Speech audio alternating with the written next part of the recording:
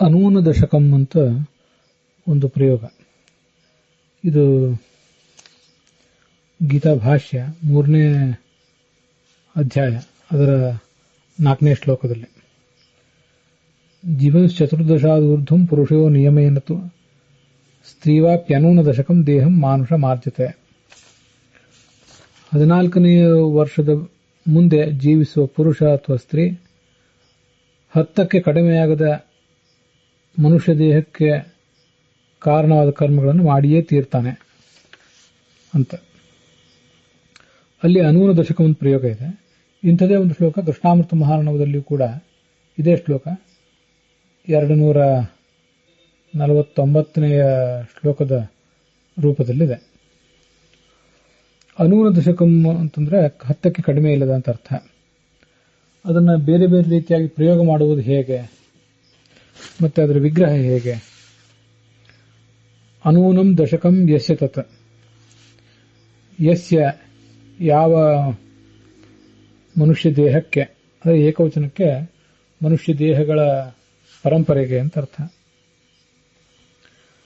ದಶಕಂ 10ರ ಸಂಖ್ಯೆಯು ಅನೂನಂ ಕಡಿಮೆಯಲ್ಲ, ತತ್ ಆ ಮನುಷ್ಯ ದೇಹ ಪರಂಪರೆಯು ಅನೂನ ದಶಕ ಅಂತ. ಹೀಗೆ ಬಹುರೀಹಿ ಮಾಡಬಹುದಾದ್ದು ಒಂದು ಪದ್ಧತಿ. ಆದರೂ ಈ ಬಹುರೀಹಿಯೇನೋ ಅಷ್ಟು ಸಮಂಜಸ ಅನಿಸುವುದಿಲ್ಲ. ದಶಕ ಅಂದ್ರೆ 10ರ ಸಂಖ್ಯೆಯು ನ್ಯೂನವಾಗುವುದಿಲ್ಲ, ಅದು ಊನವಾಗುವುದಿಲ್ಲ, ಕಡಿಮೆ ಆಗುವುದಿಲ್ಲ. ಅದೇ ತುಂಬಾ ಮಿನಿಮಮ್ ಆಗಿರ್ತದೆ ಅಂತ ಬಹುರೀಹಿ ಸಮಾಸದ ಅರ್ಥ. ಅನೂನಂ ದಶಕಾತ್ ಅನೂನ ದಶಕಂ ಅಂತ ಇನ್ನೊಂದು ರೀತಿಯಾಗಿ ಮಾಡಬಹುದು. ದಶಕಾತ್ 10ರ ಸಂಖ್ಯೆಗಿಂತ ಅನೂನಂ ಕಡಿಮೆಯಲ್ಲದ್ದು. ಆಗ ದಶಕಾನೂನಂ ಅಂತ ಹೀಗೆ ಪಂಚಮಿ ತತ್ಪುರುಷ ಸಮಾಸ ಮಾಡಿದಂತ ಆಗ್ತದೆ.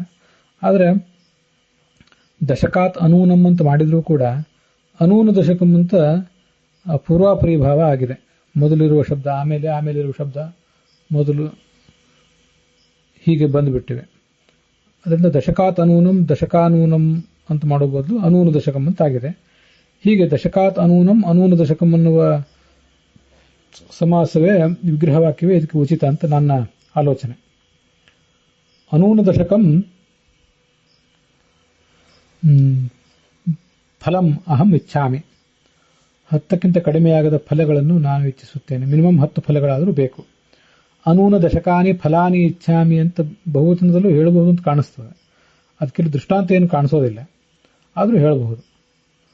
ಅನೂನ ದಶಕಾನಿ ರೂಪ್ಯಕಾಣಿ ಅಸ್ಯ ಪಟಸ್ಯ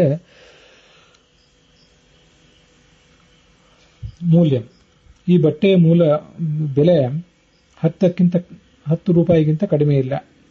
ಹೀಗೆ ಅನೂನ ದಶಕಾನಿ ರೂಪ್ಯಕಾಣಿ ಅಥವಾ ರೂಪ್ಯಕಂ, ಅನೂನ ದಶಕಂ ರೂಪ್ಯಕಂ ಅಸ್ಯ ವಸ್ತ್ರಸ್ಯ ಮೂಲ್ಯಂ, ಹೀಗಾದರೂ ಮಾಡಬಹುದು ಅಂತ ಕಾಣಿಸ್ತದೆ. ಹೀಗೆ ನ ಊನಂ ಅನೂನಂ, ಊನ ಅಂದ್ರೆ ಕಡಿಮೆ ಆಗಿರೋದು ಅಂತ ಅರ್ಥ, ಅನೂನ ಅಂದ್ರೆ ಕಡಿಮೆ ಆಗದ್ದು. ನ ಊನಂ ಅನೂನಂ ದಶಕಾತ್ ಅನೂನಂ ಅನೂನ ದಶಕಂ ಅನ್ನುವ ಸಮಾಸನೆ ಹೆಚ್ಚು ಉಚಿತ ಅಂತ ಕಾಣಿಸ್ತದೆ. ಅನೂನ ದಶಕಾಣಿ ಫಲಾನಿ ಇಚ್ಛಾಮಿ ಅಥವಾ ಅನೂನ ದಶಕಂ ಫಲಂ ಇಚ್ಛಾಮಿ. ಅನೂನ ದಶಕಾಣಿ ರೂಪ್ಯಕಾಣಿ ಅಸ್ಯ ಪಟಸ್ಯ ಮೂಲ್ಯಂ ಅಥವಾ ಅನೂನ ದಶಕಂ ರೂಪ್ಯಕಂ ಅಸ್ಯ ಪಟಸ್ಯ ಮೂಲ್ಯಂ. ಈ ಬಟ್ಟೆ ಬೆಲೆ ಕಡಿಮೆ ಅಂದ್ರೂ 10 ರೂಪಾಯಿ ಅಂತ. ಹೀಗೆ ಅದಕ್ಕೆ ವಿಗ್ರಹಗಳನ್ನು ಮಾಡಬಹುದು ಮತ್ತು ಪ್ರಯೋಗ ವೈವಿಧ್ಯವನ್ನು ಕೂಡ ಕಾಣಬಹುದು ಅಂತ ನನ್ನ ಆಲೋಚನೆ. ಇದ್ರ ಬಗ್ಗೆ ನಿಮ್ಮ ಅಭಿಪ್ರಾಯ ತಿಳಿಸಬೇಕು.